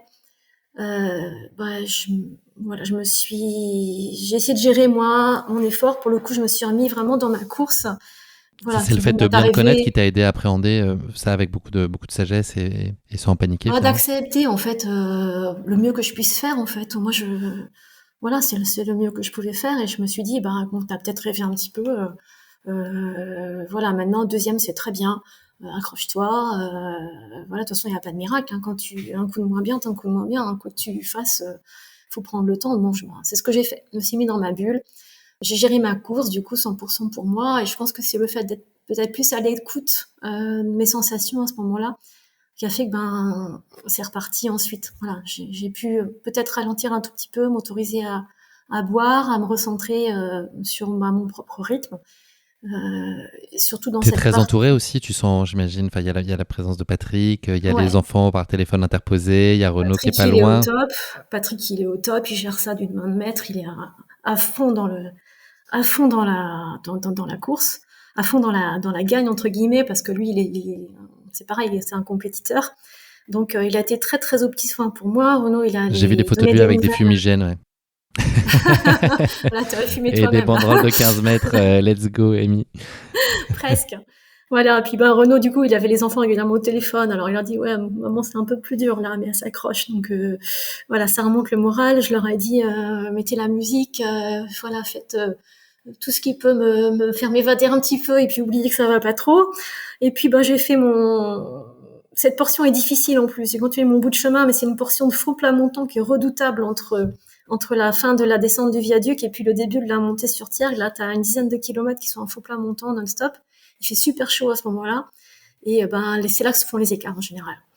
Alors, tout ce moment-là, je me suis recentrée, je me suis ravitaillée, et puis j'ai revu la silhouette de Sophie au loin, et ça m'a réveillée. Ouais, je me suis accrochée, et comme quand tu as en ligne de mire en fait un objectif, ça a rallumé toutes mes lanternes. Hein. Donc tu as rattrapé Sophie ensuite.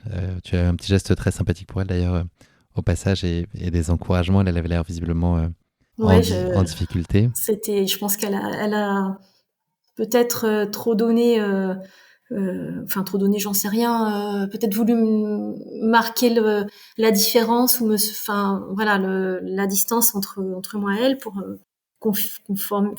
voilà, se mettre bien dans sa première place. Comme je te dis, le faux plat, là, il pardonne pas, il fait vraiment mal. Moi, quand j'ai commencé à la distinguer, j'avais pris le temps de faire voilà, de récupérer un petit peu, de ralentir un petit peu mon rythme. Et puis, j'étais plutôt dans le mieux. Tandis qu'elle, elle était en train de décliner, je pense, je suis pas à sa place, mais je pense qu'elle était en train de connaître un coup de moins bien. Et quand je l'ai vue, du coup, j'ai vu que je me rapprochais d'elle. J'ai même dit à Renaud et Patrick, ça m'a réveillée, comme je te dis. Je dis, vous éteignez la musique. Je veux pas qu'elle m'entende. Je veux pas qu'on m'entende. On reste derrière. Je veux pas qu'elle sache que je suis là. Je vais m'approcher doucement. Voilà, sans me mettre dans le rouge. Et là, le côté joueuse était revenu, entre guillemets. Je regardais pas le chrono ni rien, mais c'était juste histoire de, retenter la place. Et puis ouais, tout s'est joué en fait au fameux virage qui marque la montée vers le col de Tiergue, qui est un col en lacet. Et elle s'est arrêtée avec je pense que c'était son entraîneur, son suiveur à vélo. Elle s'est arrêtée, elle s'est appuyée contre je sais pas, une petite borne qui était à cet endroit-là. Et puis c'est le moment où je l'ai passée, donc oui, je pouvais que l'encourager. Je veux dire, j'étais pas presque déçue qu'elle s'arrête, quoi, tu vois, mais je venais de remonter et je dis allez Sophie, accroche-toi. Et puis après moi j'étais encore dans ma course, donc une fois que j'ai fait ça, j'ai continué ma course en time escale et je me suis dit maintenant Amy, si tu veux voilà, prendre la tête, il faut la prendre. Donc je lui dis maintenant le seul truc c'est qu'elle ne te voit plus que tu disparaisses de son champ de vision. Et je me suis forcée du coup à creuser l'écart à ce moment-là, que moi au premier lacet, je disparaisse et j'ai eu du mal après dans cette côte. Hein. J'ai eu des crampes. C'est le moment où là la tête elle prend le relais sur le corps. C'est à ce Ouais, c'est moment-là. ça. La tête prend le relais, le côté compétiteur un petit peu gagne aussi. Voilà, tu te donnes tous les moyens. Tu sens que Patrick à côté de moi, c'est pareil, il en voulait. Donc j'ai vraiment fait cette montée pour le coup dans le dur. La montée du col, j'avais une crampe dès que je touchais le sol. Je me suis accrochée et elle est un peu interminable. Hein. Et puis Mais c'est pas voilà. tellement plus simple derrière en plus avec la descente vers Saint-Afrique. En fait, elle m'a fait du bien. Alors que pour beaucoup de coureurs, ça casse les muscles. En fait, moi, le fait de changer de position de pied, de foulée, m'a vraiment fait du bien. Par contre, je sentais que j'étais fragile là, au niveau musculaire et je me souviens à la fin de la descente, j'ai dit à Patrick d'aller voir s'il n'y avait pas des kinés à Saint-Afrique parce que je crois j'avais repéré un peu sur le guide qu'il y avait une grande salle où on pouvait avoir un massage. Voilà, donc il est allé là en ambassadeur, il a fait le job, il est allé à fond, et puis il est revenu, il m'a dit oui, il y a des kinés, c'est bon, ils t'attendent. Donc là, on est aussi au kilomètre 71 pour situer pour les auditeurs du podcast. Donc tu arrives avec une confortable avance, donc tu es plutôt sereine. Je sais pas qu'elle a abandonné encore, mais je l'ai appris un peu après. Et donc, t'en profites pour faire cette petite pause qui te Ouais, ouais. rebooste, j'imagine. Là, il Alors, on est au faut... point le plus bas du parcours, donc je sais qu'il y avait la grosse montée qui m'attendait après, et puis tout le retour, hein, toutes les difficultés à faire à l'envers. Donc ouais, les kinés, ils ont été top, là. Ils m'ont pris, j'ai dit, je suis désolée, je vais pas rester longtemps. S'il y en a pour un sur chaque jambe, c'est les mollets, et voilà. Ils m'ont mis quoi, même 2 minutes. Mais franchement, ça m'a fait un bien fou. Et de couper un petit peu la micro-pause, et puis le fait voilà, des massages sur Un les jambes, reboot c'était salvateur. reparti. Ouais. Donc là, ce qui se dessine devant toi maintenant, c'est la boucle dans le sens inverse. Donc en soi, ça peut être un peu terrifiant parce que tu vas passer par les mêmes endroits dans l'autre sens. Mais il y a une chose qui est appréciable, c'est que ça veut aussi dire que tu vas croiser les coureurs de la course, en tout cas tous ceux qui étaient derrière toi à ce moment-là, c'est-à-dire quand même la plupart, parce que tu devais avoir 25-30 hommes devant, pas plus, et que tu as pu croiser ensuite tous les autres coureurs. C'est un moment aussi très chaleureux et qui t'a, je crois, beaucoup porté. Ouais. Bah, comme tu dis, t'es sur le retour. Et ben, sur le retour, en fait, on croise l'intégralité de la course. Et là, tout le monde est déjà dans 70e kilomètre, donc dans un effort qui est relativement long. Il y a une vraie solidarité entre les gens. Et je sais pas, pour la première fille, moi, c'est moi qui l'ai ressenti comme ça, mais il y avait une tendresse particulière. Tous, ils t'applaudissent, ils te disent bravo. J'ai entendu mon prénom même, donc je pense qu'il y a des gens peut-être qu'on connaissait. Et ouais, t'es sur un nuage là tout le retour. Ça te fait oublier un peu les kilomètres. J'ai fait une belle remontée du coup vers Tiergue, la descente sous les Bravos aussi. Je sais, tu voles quoi. Ouais, c'était génial. J'ai bien vécu mes descentes. Et ensuite, ben t'as le faux plat descendant qui te remène vers la montée sur le viaduc. Pas Tu commences simple. ben ça descend. Donc Mais la montée c'est ensuite, ouais.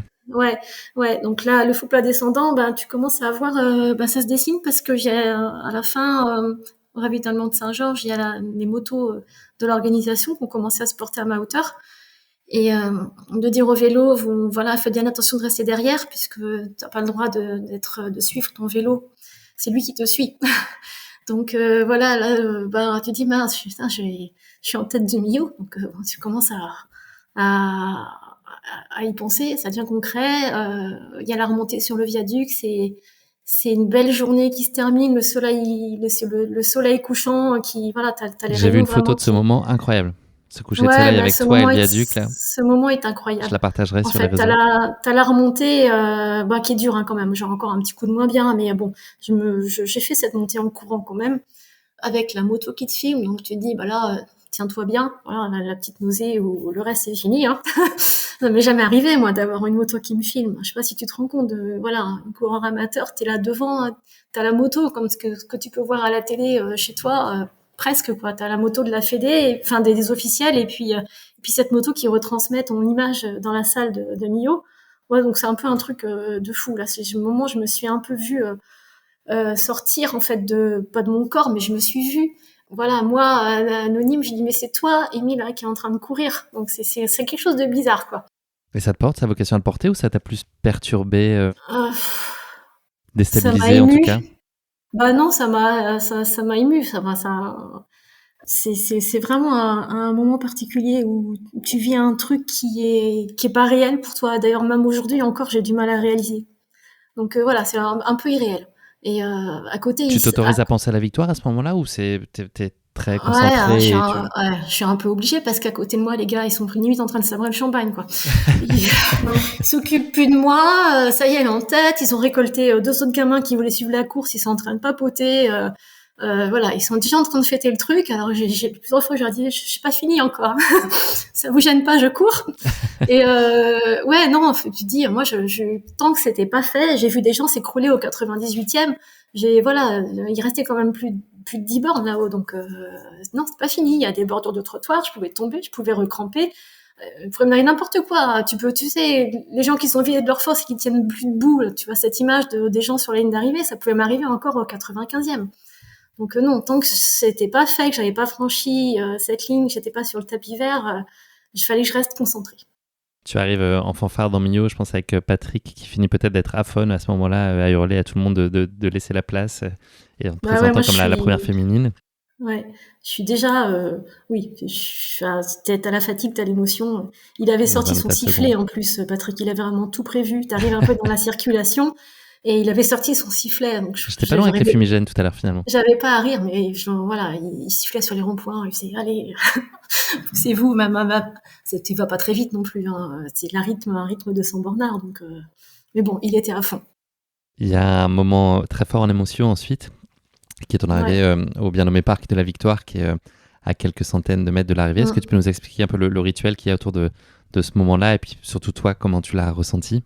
Il y a le premier moment fort en émotion, c'est quand, juste un petit peu avant l'arrivée au parc, Patrick et Renaud me quittent parce qu'ils veulent être là dans la salle pour l'arrivée, donc ils sont obligés de prendre un petit peu d'avance et les vélos ne peuvent pas emprunter l'allée qui te mène au parc de la Victoire. Donc ils m'ont laissé, ils m'ont dit là, écoute, on te retrouve là-bas. Et là, tu te retrouves tout seul avec toi-même là. Et puis là, tu te dis, ça y est quoi, ça va être là l'arrivée. Donc en fait, c'est une des seules fois, contrairement à d'autres courses où j'ai profité en fait de cette fin. J'avais personne derrière, elle était à plus d'une demi-heure et putain, j'étais en train de gagner Millau. Donc ouais, c'était un peu un truc de fou. Donc là, tu pars déjà avec toute cette charge d'émotions, de trucs irréalisables qui sont en train de se réaliser. Et puis l'entrée dans le parc de la Victoire, tu franchis une grande grille, un métallique, et il y a tout un chemin qui mène vers la salle où se tient l'arrivée. Et les enfants des clubs de la Clé du Coin, ils ont tous un petit maillot bleu ciel et ils ont comme coutume, comme rituel d'accompagner le premier homme ou la première femme jusqu'à la ligne d'arrivée. Et j'ai réalisé un petit peu avant, j'ai dit que tu vas rentrer avec l'envolée d'enfants. Donc c'est un truc un peu complètement fou.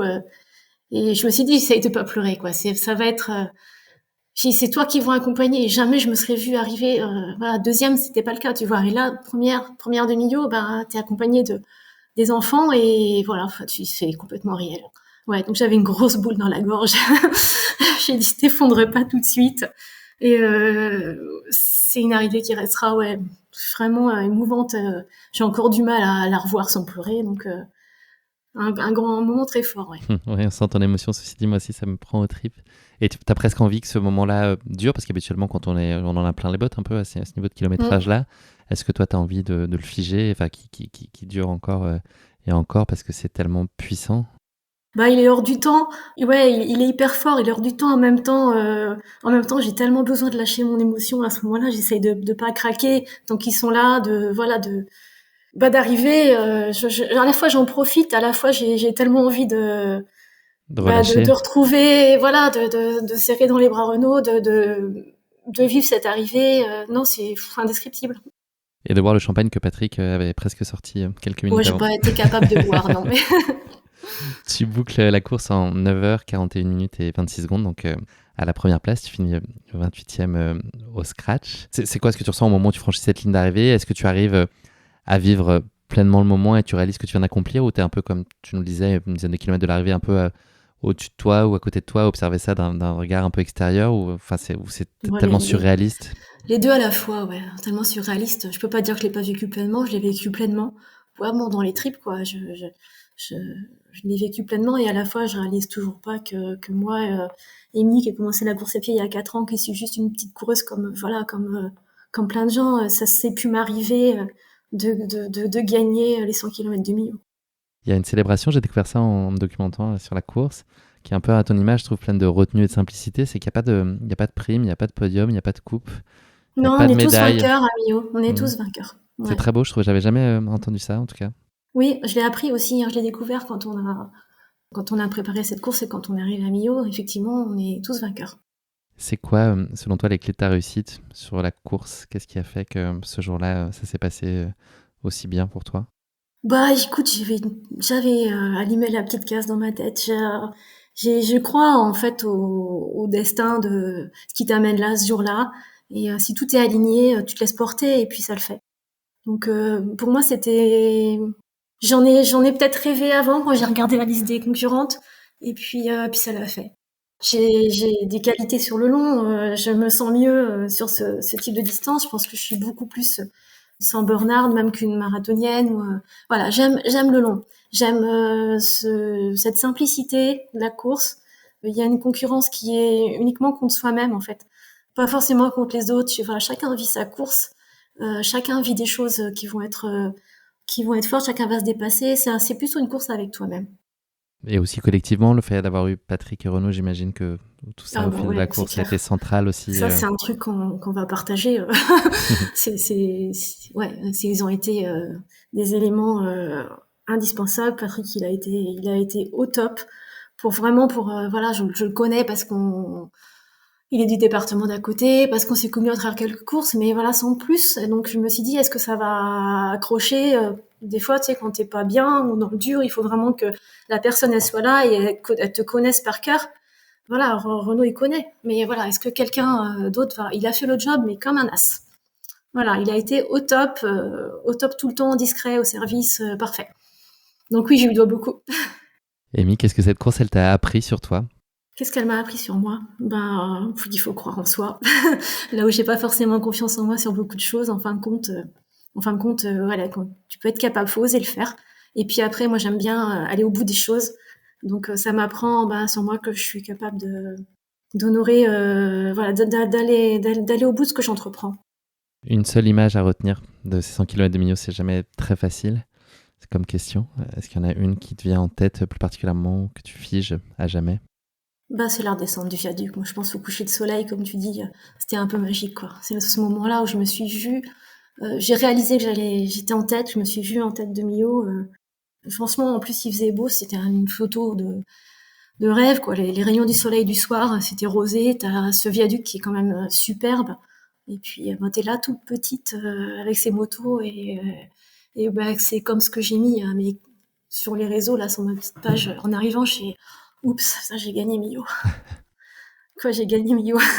J'arrive toujours pas à Redis-le réaliser, encore, tu ouais. vois. Ouais, Tu j'ai devrais le gagné mettre dans ta Millau. cuisine, en gros, ou dans le salon. Non, non, non, parce Non, que... non, mais pour réaliser, pas pour parader, mais pour réaliser. Ouais, ouais. Est-ce qu'il y aurait une chose que tu aimerais partager? C'est peut-être en lien avec les enseignements que tu as partagés avec nous juste avant, mais peut-être pour les femmes plus particulièrement qui nous écoutent et qui pourraient se reconnaître en tout cas dans ton parcours de vie ou dans le quotidien qu'elles connaissent. Est-ce que toi, à la hauteur de ce que toi tu as vécu et de ta propre expérience, est-ce que tu as des enseignements ou des choses à leur donner pour peut-être décomplexer cette envie ou faciliter en tout cas l'envie d'essayer, d'oser? Ouais, bah, il faut oser, il faut se permettre, il faut s'autoriser de prendre du temps pour soi. Ne serait-ce que ça, s'autoriser à prendre du temps pour soi, parce que c'est pas forcément facile. C'est quelque chose qu'on va toujours mettre après des contraintes. Et puis croire en soi aussi, parce que quel que soit le défi qu'on veut se relever, l'ampleur de l'objectif. Hein. Je dis, on est tous le champion de quelqu'un d'autre. Donc, je veux dire que tu fasses un marathon en 4 heures, en 5 heures ou autre, si tu t'autorises à le faire, ben, t'en es capable. Je pense que tout le monde peut être capable, en tout cas, de prendre du temps pour soi et puis d'oser le faire et d'oser croire en soi et puis d'être satisfait après d'avoir réussi. Merci beaucoup, Amy, d'avoir partagé avec nous cette course qui était vraiment épique et incroyable et extrêmement émouvante. On va parler un peu d'avenir. Est-ce que tu sais de quoi sera faite ton année 2023? Est-ce qu'il y a déjà des grands rendez-vous sportifs? Est-ce qu'il y a déjà des choses que tu as actées pour cette année? Ou est-ce qu'on a la possibilité de te recroiser, de te voir incognito sur la ligne de départ? Alors j'ai pas ma boule de cristal, j'aimerais bien en avoir une. Mais ouais, j'aimerais bien. Pour tout te dire, j'étais inscrite aux 100 km d'Amiens cette année et j'avais super bien préparé. Je voulais faire enfin un chrono parce que la Millau, je l'ai pas fait pour le chrono. J'avais pas d'ambition de chrono. J'ai pris mon temps sur le retour.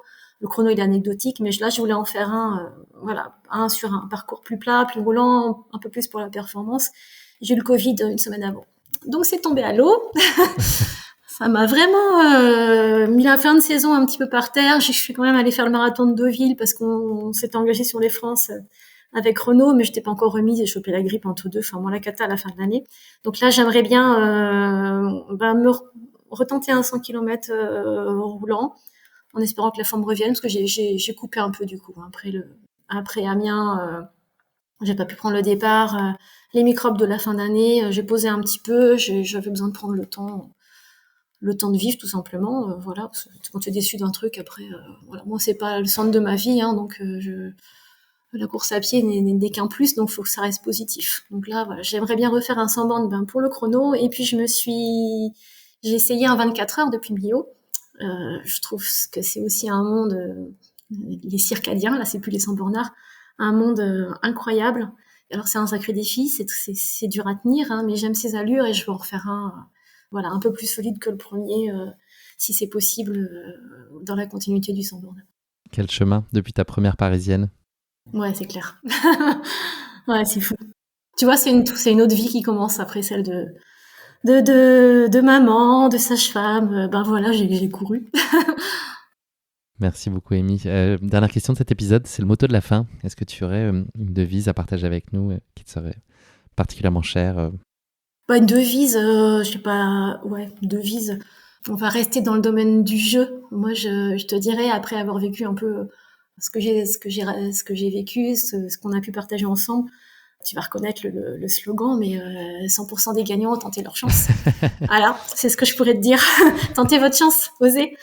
Voilà, osez mettre un dossard, osez juste vous faire plaisir, et puis ça peut être que positif. Merci, Amy. C'est malheureusement déjà la fin de cet épisode. Je n'ai pas vu le temps passer. Ça fait 1h30 qu'on échange ensemble. Je voulais te dire que j'avais été très touché par ton histoire, par nos échanges préliminaires à cet entretien. Puis aujourd'hui encore, il y a eu beaucoup d'émotions. Voilà, et puis ton histoire est fascinante. La partie course, mais toute l'histoire, enfin tout ce qui te fait ce que tu es aujourd'hui, tout ce que tu as vécu au fil de ta vie. J'avais déjà été très touché par le message que m'avait adressé Renaud, puisque c'est lui qui m'avait écrit il y a quelques mois pour me parler de ton parcours de vie. Et puis on y sentait beaucoup d'admiration et d'amour au détour de chaque mot. Et c'était aussi très touchant dans l'approche, et ça a suscité beaucoup d'intérêt de ma part et de curiosité. On se parle que maintenant, mais en tout cas, l'intérêt avait déjà été là. Et voilà, j'espère que ton histoire va contribuer à décomplexer, à motiver, à révéler des envies parfois tues ou un peu contraintes de nos auditeurs, et puis les aidera et les incitera à passer à l'action, à se faire confiance, à se donner la chance de s'accomplir par le sport, un pas après l'autre. On n'est pas obligé non plus de gagner les 100 km de Millau dans cette deuxième phase de vie sportive. C'est pas tant ça le sujet. Il se trouve que tu l'as réussi, mais c'est loin d'être ce qui est le plus essentiel. C'est ce que tu as dit tout à l'heure, c'est d'oser, d'essayer, et puis de se l'autoriser, de se le permettre. En tout cas, voilà, tu es la merveilleuse démonstration que tout est possible pour qui veut bien croire et ose. Et ça, je pense que c'est un très bel enseignement à partager. Merci pour nos échanges, et c'est génial que tu puisses t'adresser à Stéphane Diagana la semaine dernière et à une toute petite coureuse de Seine-et-Marne comme moi aujourd'hui, et partager ça. Et ça me fait plaisir, et si je peux avoir contribué à donner confiance à d'autres femmes ou à d'autres personnes, c'est génial. Ça a été un immense plaisir, une immense chance de te recevoir, vraiment. Merci. À très vite. Merci à tous d'avoir écouté cet épisode. Si vous l'avez écouté jusqu'ici, c'est qu'il vous a probablement plu, alors n'hésitez pas à le partager autour de vous, et également à vous abonner, à noter et à rédiger un avis sur votre plateforme d'écoute favorite. C'est essentiel pour que Course Épique soit mise en avant et puisse ainsi continuer à se développer. Cela ne vous prendra que quelques secondes et ça change beaucoup de choses pour le podcast. Merci encore infiniment pour votre soutien et pour votre fidélité, et je vous dis à très bientôt pour une nouvelle Course Épique, évidemment.